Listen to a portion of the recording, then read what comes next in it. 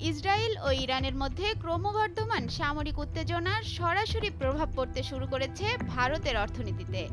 বিশেষ করে অপরিশোধিত তেলের দাম বৃদ্ধি এবং জাহাজ চলাচলে প্রতিবন্ধকতায় বিশেষভাবে চিন্তিত ভারত।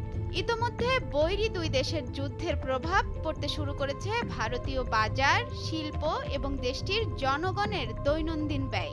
ইসরায়েল ইরান সাম্প্রতিক এই সংঘাতে ক্রমেই জটিল হয়ে উঠছে তাদের বন্ধু রাষ্ট্র ভারতের অর্থনীতি ও কূটনৈতিক অবস্থান।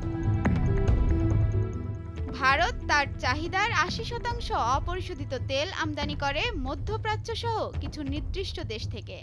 হরমুজ প্রণালী বা ইরানের আকাশপথে বাধা তৈরি হয় তেল আমদানির সময় ও খরচ বাড়ছে। বিমান খরচও বেড়েছে প্রায় দ্বিগুণ। এর ফলে গ্যাস, পরিবহন, সার, রং এমনকি বিমানের টিকিটের দামও বেড়েছে। ভারতের ইরানের সঙ্গে ঘনিষ্ঠ অর্থনৈতিক সম্পর্ক রয়েছে। দুই দেশের বার্ষিক বাণিজ্য প্রায় ১,০০০ কোটি ডলারের। ইরান থেকে তেল আমদানির পাশাপাশি বছরে প্রায় ৬,০০০ কোটি টাকার বাসমতি চাল রপ্তানি করে ভারত। এছাড়া ইরানের চাবাহার বন্দরে ভারতের বিনিয়োগ রয়েছে প্রায় ৮.৫ কোটি ডলার। সংঘাত দীর্ঘায়িত হলে এসব প্রকল্প অনিশ্চয়তার মুখে পড়বে। অন্যদিকে ইসরায়েলও ভারতের গুরুত্বপূর্ণ বন্ধু। একদিকে ভারতের সস্তা তেলের উৎস ইরান, অন্যদিকে প্রতিরক্ষা ও প্রযুক্তি ক্ষেত্রে সহায়তা করে ইসরায়েল। ফলে দুই দেশের এই সংঘাতে মারাত্মকভাবে বিপর্যয়ে পড়ার সম্ভাবনা রয়েছে ভারতের। মধ্যপ্রাচ্যের ভূ-রাজনৈতিক উত্তেজনা ভারতের ডিজিটাল অবকাঠামোর জন্যও ঝুঁকিপূর্ণ। ভারতের ৯৫% আন্তর্জাতিক ইন্টারনেট ডেটা যায় মধ্যপ্রাচ্যের সমুদ্রের নিচ দিয়ে। এসব কেবল নষ্ট হলে ভারতের ২,৪৫,০০০ কোটি ডলারের ডিজিটাল অর্থনীতি বিপর্যস্ত হবে।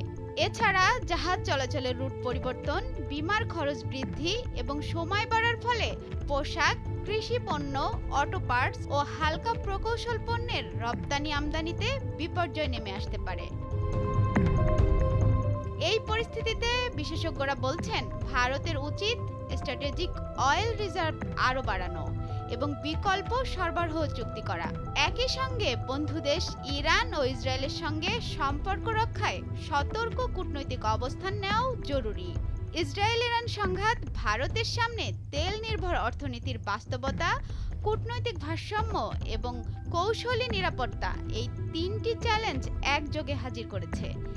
এই সংঘাত দীর্ঘায়িত হলে ভারতের কেবল অর্থনীতি নয়, ভূ-রাজনৈতিক কৌশলও চাপে পড়বে। অনামিকা রায়, ভোরের কাগজ।